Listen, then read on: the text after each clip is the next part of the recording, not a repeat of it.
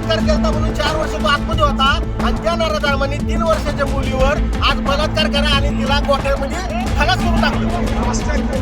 आणि अशा घटना महाराष्ट्रात घडतात, शासन काय करतं याच्यासाठी? त्याला फासावर लटकवलं पाहिजे आणि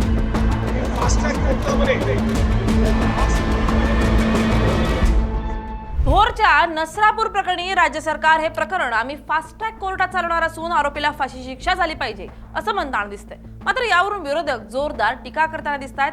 सरकार अशा घटनांमध्ये जेव्हा फास्ट ट्रॅक पद्धतीनं कारवाई करू म्हणतं तेव्हा सरकारने फास्ट ट्रॅकची व्याख्या पण सांगावी, कारण अशा घटना घडल्यानंतर सरकारला जाग येते।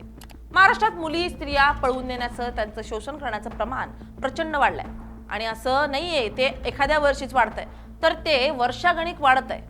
याचा अर्थ कायद्याचा धाक अजिबात उरलेला नाहीये। त्यात या घटनेनंतर नसरापूर परिसरात आंदोलन करणाऱ्या आंदोलकांवर लाठीचार्ज केला गेल्याच्या बातम्या पण आल्या।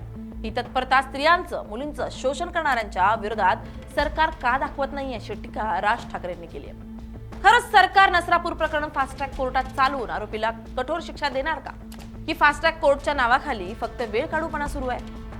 पीडित कुटुंबाची सरकारकडून फसवणूक सुरू आहे का असा प्रश्न निर्माण झालाय।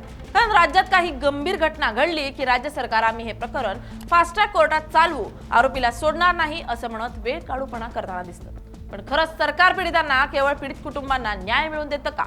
सरकार राज्यात घडलेल्या प्रकरणांमध्ये आरोपीला कठोरातली कठोर शिक्षा मिळेपर्यंत लक्ष देतं का? पुण्यात राष्ट्रवादीचे मुळशी तालुका पदाधिकारी राजेंद्र हगवणेची सून वैष्णवी शशांक हगवणे अनेक दिवस सासरचा जाच सहन केला, पण शारीरिक मानसिक छळ सुरूच असल्यानं गळफास घेत आत्महत्या केली। लग्नात 51 तोळे सोनं, 1 फॉर्च्युनर गाडी आणि चांदीची भांडी दिली असतानाही सासरच्यांकडून 2 कोटी रुपयांची अतिरिक्त मागणी केली जात होती। या प्रकरणामुळे राज्यभरात संतापाची लाट उसळली होती।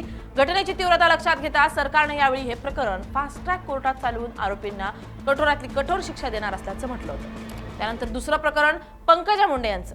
पीएम अनंत गर्जेची पत्नी डॉक्टर गौरी गर्जेनं देखील मुंबईत राहत्या घरात आत्महत्या केली होती। डॉक्टर गौरी या केईएम रुग्णालयात डेंटिस्ट म्हणून काम करत होत्या। अनंत गर्जे आणि डॉक्टर गौरी यांचा विवाह 7 फेब्रुवारी 2025 रोजी झाला होता। त्यानंतर अवघ्या 10 महिन्यातच त्यांनी हे टोकाचं पाऊल उचललंय।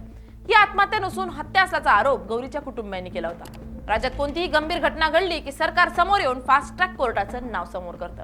मात्र त्या प्रकरणात आरोपींना शिक्षा झाली की नाही, शिक्षा झाली तर काय शिक्षा झाली हे अद्याप कोणालाही कळू शकलेलं नाहीये। बीडमधील मस्साजोगचे सरपंच संतोष देशमुख यांची अतिशय निर्घृणपणे हत्या करण्यात आली। या प्रकरणात संपूर्ण पुरावे असून देखील या प्रकरणी अद्याप कारवाई झालेली नाहीये। 1 वर्ष 1 महिना आणि 24 दिवस या घटनेला झालेत। आरोपी फक्त जेलमध्ये बंद असून कोर्टात सुनावणी सुरू आहे। पण फास्ट ट्रॅक कोर्ट म्हणजे काय? फास्ट ट्रॅक कोर्टाची स्थापना फास्ट ट्रॅक कोर्ट म्हणजे काय? फास्ट ट्रॅक कोर्टाची स्थापना 11व्या वित्त आयोगाच्या शिफारसीनुसार राज्य सरकारवर उच्च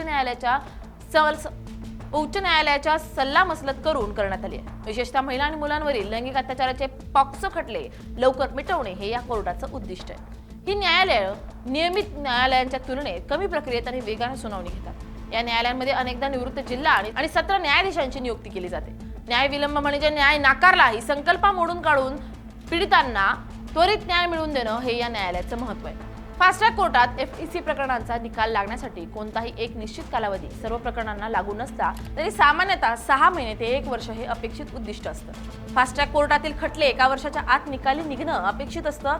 विशेष कायदे पॉक्सो, महिला आणि मुलांवरील लैंगिक अत्याचाराच्या पॉक्सो प्रकरणांमध्ये संज्ञान घेतल्यापासून 1 वर्षाच्या आत खटला पूर्ण करण्याचे निर्देश आहेत। प्रकरणाचं गांभीर्य लक्षात घेऊन न्यायालय दररोज किंवा काही दिवसांच्या अंतरानं सुनावणी घेऊ शकतं। प्रत्यक्षात अनेकदा प्रकरणांमधील गुंतागुंत, पुराव्यांचे स्वरूप आणि न्यायाधीशांच्या कमतरतेमुळे विलंब होऊ शकतो। उच्च न्यायालय या प्रकरणांसाठी विशेष डेडलाईन ठरवून देऊ शकतं। सुनावणी पूर्ण झाल्यानंतर निकाल साधारणपणे 30 ते 45 दिवसांच्या आत जाहीर होणं अपेक्षित असतं। असं असलं तरी काही प्रकरणात अद्याप पीडित न्यायाच्या प्रतीक्षेत, न्याय कधी मिळेल याची अनेक दिवसांपासून वाट पाहते। मात्र त्यांना अद्याप न्याय मिळाला नाहीये। त्यामुळे फास्ट ट्रॅक कोर्ट हा न्याय देण्यासाठी आहे की फास्ट ट्रॅक कोर्टाच्या नावाखाली फसवणूक सुरू आहे, वेळ काढूपणा सुरू आहे का असा प्रश्न आता निर्माण झालाय। Bureau report LS Marathi.